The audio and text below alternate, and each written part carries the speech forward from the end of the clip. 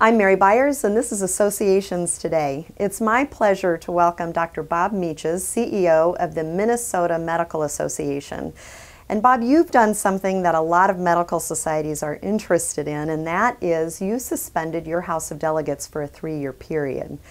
The only other group that I know of is the American Nurses Association, which actually eliminated its 675-member House of Delegates. But tell us a little bit about how you came to this conclusion and what the genesis of it was.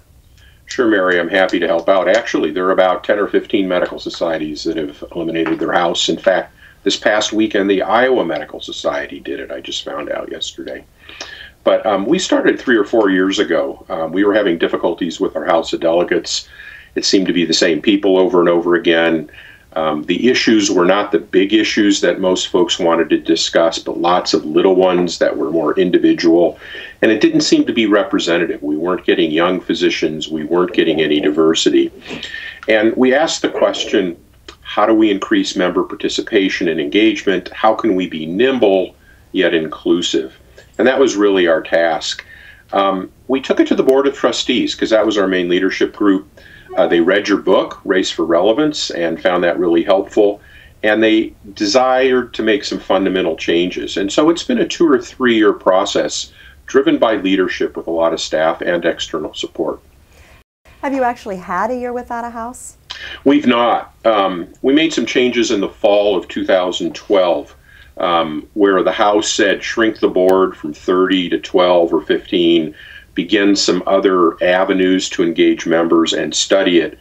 And then we did another task force, and then last fall they suspended the House for 3 years. It will come back in 2016, but its only business then will be to evaluate how it's going. There won't be any other policy issues. So this coming fall, September 2014, will be our first annual meeting without a House of Delegates. And tell us a little bit about how you plan to monitor this whole process. Are there research mechanisms in place? Will it just simply be a conversation at the end of the whole process regarding how things have worked without a House? Tell us what's next when you come back in 2016. So that was one of the considerations is, we were moving into untested waters, and would it work? Because what we're doing is different than other societies. What the House decided to do and the board is implementing is that we have a 5-member group or task force that's being of the House as a board member, and that person will chair it. And then we have 4 other people that are being appointed, and we have some measures that we will be looking at. Are we increasing engagement? Are we being nimble? Are we getting more diversity engaged? Are we truly focusing on the most important things? And so it will do an evaluation pre and post, and then bring that evaluation back to the House of Delegates. So there is a formal process. My hypothesis is that we haven't hit it perfectly, that we will bring back something that says, yes, this is better than the House, and tweak it even further, an iterative process, if you will. Our first indication of some of the things we're trying have been very successful, though. Your strategy, I thought, was interesting that you chose suspension versus outright abolition. Was that to make it more palatable? Was that to test the waters, a combination of the two? It was strictly a political compromise. Actually, the Board of Trustees last fall brought a recommendation to eliminate the House of Delegates. And there were pros and cons, and what got negotiated through the House process was a suspension. And so it was from a staff perspective, and I think a leadership perspective, it was a good compromise. But that's all that it was. It was a political compromise. Well, one of the challenges when you're asking a House to eliminate itself is that you're asking a House to eliminate itself. So. Right. What advice would you give? What are some of the lessons that you've learned if you were to talk to an association executive who is in this process with their organization? What advice would you share?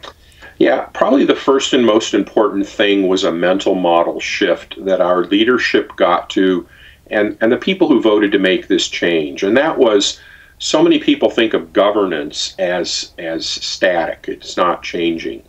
We think of our state governments and our U.S. governments. And the truth is that governance ought to shape itself to meet the needs of the organization. And once we got people to realize that governance could change, then we said, what does the organization of the present and the future need? And we said it has to be more nimble and more inclusive with new technologies, etc.